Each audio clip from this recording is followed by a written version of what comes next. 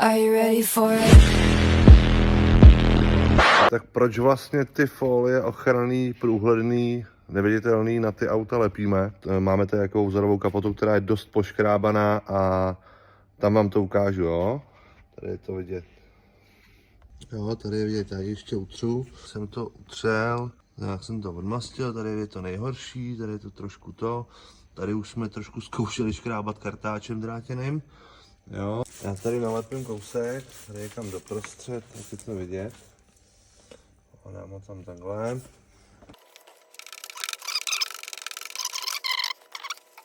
Tady je i vidět, že jsem teďka ještě tou stěrkou jsem to poškrábal, jak jsem na to hodně tlačil, jo.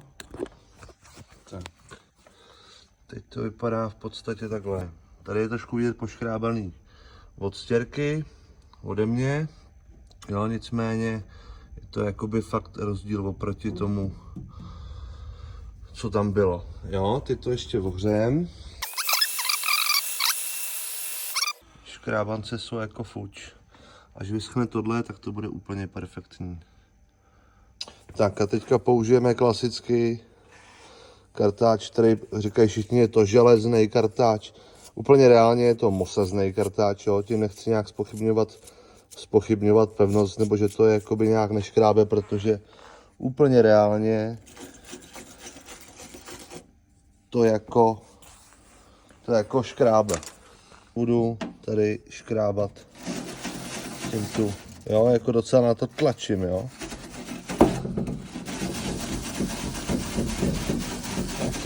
Tak to dost. Jo. Tak, tady je vidět, že to jako nejde umýt, jo, je to opravdu poškrábaný. Fakt je to poškrábaný. Zase vezmu horkovzušku, jo, a ohřejvám.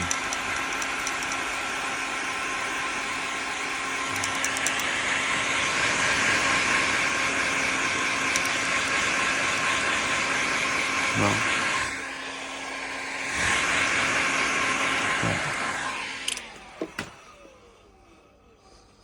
To utřu, aby bylo vidět, že to není jako nic to, jo. Takže tak a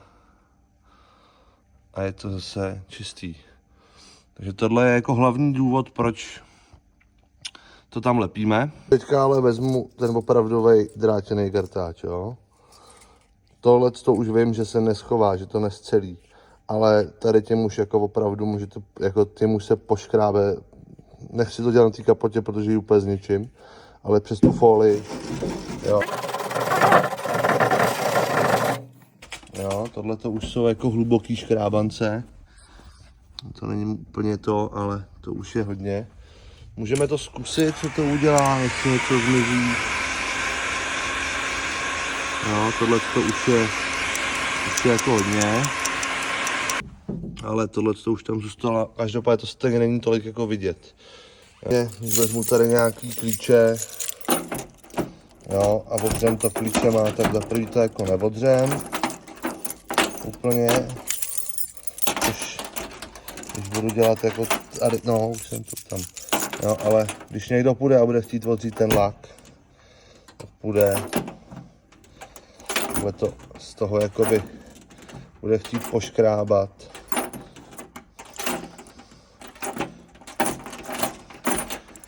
Jo. Tady to vypadá, že to šlo skrz, jo, že to je jako hluboko, ale podíváme se, schválně se podíváme, co z toho šlo skrz tady. Tam z toho nic skrz nešlo. Ta folie není ani proříznutá. Jo. Všechno je to prostě jenom ve folii, není tam nic roztrženého, když to takhle roste.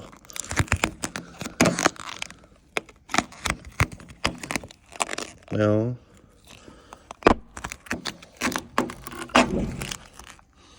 Všechno to ubralo, nic tam pod tím není.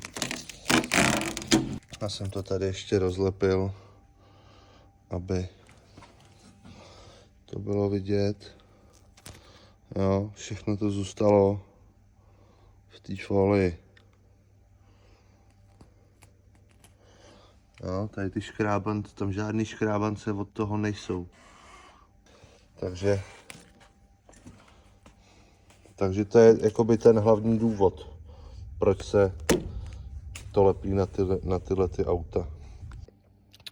Takže teda za mě to PPF celkem smysl dává, co? Kdybyste chtěli na auto PPF, nebo se dozvědět víc o tady té folii, zastavte se za náma na hájích, tady v detail dílně, nebo napište přímo mě do zprávy a skontaktujeme se. Nejlepší je se u toho sejít a vidět to, popovídat si o tom. Máme tady vždycky většinou nějakou ukázku, třeba tady teďka je tady ten Bavorák, který je celý ve folii a uvidíme, třeba něco vymyslíme.